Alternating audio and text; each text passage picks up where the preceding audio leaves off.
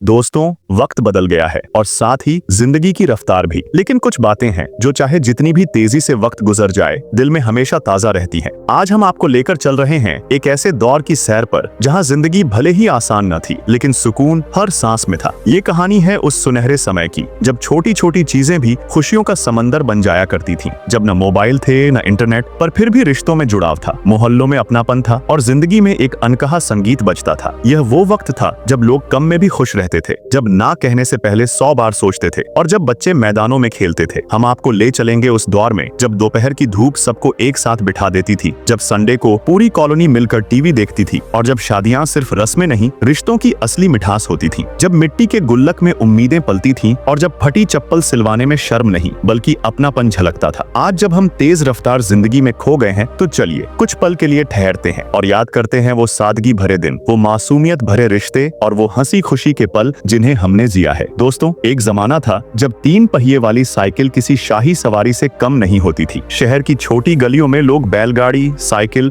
और एम्बेसडर पाडमिनी जैसी शाही गाड़ियों से सफर किया करते थे। न ट्रैफिक था न शोर, सब कुछ सुकून भरा लगता था। बाल कटवाने के लिए आज जैसे महंगे सैलून नहीं, बल्कि मोहल्ले की नुक्कड़ वाली नाई की दुकान होती थी। वहाँ दाढ़ी बनवाने के साथ फ्री मालिश भी मिलती थी, जो थकान को छू मंतर कर देती थी। शॉपिंग के लिए मॉल नहीं बल्कि ठेले होते थे। मिट्टी के खिलौने, स्टील के बर्तन और खट्टी मीठी इमली वहीं मिलती थी। देश को आजाद हुए बस 30 साल ही हुए थे। शहर थोड़े आगे बढ़े थे, मगर गांव वहीं के वहीं रह गए थे। लोग पढ़े लिखे नहीं थे, लेकिन मेहनती जरूर थे। खेतों में दिन भर काम करते और शाम को आंगन में हुक्का पीते, और बीड़ी तो उस समय का फैशन थी जो बुजुर्गों की पहचान थी। सर्दियों की दोपहर में आस पड़ोस के लोग एक साथ धूप में बैठकर बातें करते थे और शाम होते ही सब आग के पास बैठकर किस्से सुनाते, दिल की बातें करते। न मोबाइल था न सोशल मीडिया, फिर भी दोस्ती सच्ची थी। संडे को दोस्तों की महफिल लगती थी। अब वो संडे नहीं आते, अब सब कुछ मोबाइल पर है, पर वो पुराने यार कहीं खो गए हैं। दोस्तों, 80 के दशक में अगर घर में साइकिल होती थी तो समझो बहुत शान की बात थी। स्कूटर तो मिडिल क्लास लोगों का सपना होता था और गांव में महिंद्रा की जीप तो किसी राजा की सवारी जैसी लगती थी। 8 सीट की जीप में 15-16 लोग बैठ जाते थे और जरूरत पड़ी तो छत और बोनट पर भी बैठ जाते थे। लेकिन उस समय लोगों को शर्म नहीं आती थी, बल्कि मजा आता था। लंबे सफर में लोग बस या ट्रेन की छत पर बैठकर भी चलते थे, क्योंकि जिंदगी में तब मंजिल तक पहुंचना ज्यादा जरूरी था, सुख सुविधा नहीं। दोस्तों, अगर आप 80 या 90 के दशक से हैं, तो आपने वो दौर जरूर देखा होगा जब कुछ लोग अपने सिर पर भारी सामान रखकर